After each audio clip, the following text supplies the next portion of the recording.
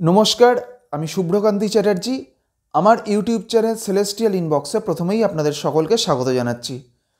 আমাদের এই বছর অর্থাৎ 2024 সাল প্রায় শেষের পথে এবং আর কিছুদিনের মধ্যেই আমাদের নতুন বছর অর্থাৎ 2025 সালের সূচনা হতে চলেছে।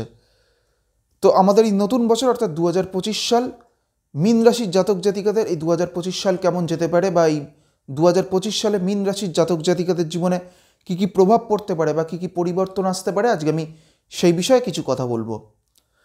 প্রথমেই বলে রাখি, 2025 সালের 29শে মার্চ শনি প্রবেশ করতে চলেছে কিন্তু মীন রাশির ঘরে। সেই কারণে কিন্তু আগামী এই 29শে মার্চের পরবর্তী সময়টা থেকে অর্থাৎ এপ্রিল থেকেই কিন্তু মীন রাশির জাতক জাতিকাদের স্বাস্থ্যগত দিক থেকে এই 2025 সালটা কিন্তু কিছুটা সতর্ক থাকতে হবে। স্বাস্থ্যগত দিক থেকে ইনফেকশনজনিত সমস্যা, গলায় কোনো ধরনের সমস্যা বা ঠান্ডা লাগার একটা প্রবণতা কিন্তু এই বছর মীন রাশির জাতক জাতিকাদের ক্ষেত্রে দেখা যাবে।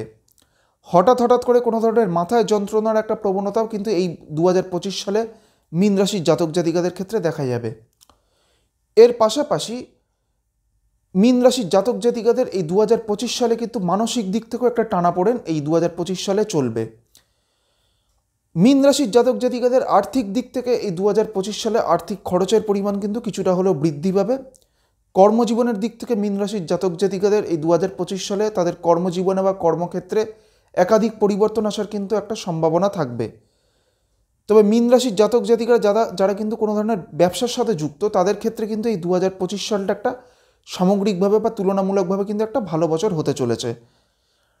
মীন রাশির জাতক জাতিকাদের পারিবারিক দিক থেকে এই 2025 সালটা এই পরিবার বা তাদের পারিবারিক ক্ষেত্রে কিন্তু একটা মিশ্র ফল হবে মীন রাশির জাতক জাতিকাদের ক্ষেত্রে। বেশ কিছু ক্ষেত্রে মীন রাশির জাতক জাতিকাদের পারিবারিক সূত্রে বা পারিবারিক ক্ষেত্রে কিছু পরিবর্তনও আসতে পারে এই 2025 সালে, সেই সম্ভাবনাও কিন্তু থাকবে। তবে মীন রাশির যারা শিক্ষার্থীরা রয়েছেন তাদের ক্ষেত্রে এই বছরটি এই 2025 সালটা কিন্তু একটা সামগ্রিকভাবে অত্যন্ত ভালো বছর হতে চলেছে।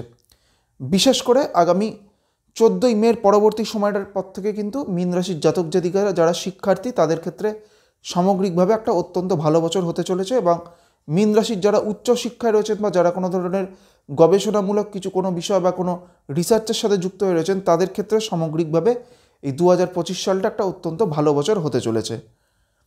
আজকে আমি আমাদের রাশিচক্রের শেষ রাশি অর্থাৎ মীন রাশির জাতক জাতিকাদের আমাদের এই নতুন বছর অর্থাৎ 2025 সাল কেমন যেতে পারে সেই বিষয়ে আপনাদের একটা সংক্ষিপ্ত ধারণা দেওয়ার চেষ্টা করলাম।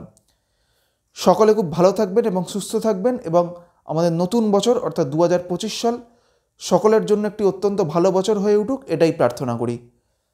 নমস্কার।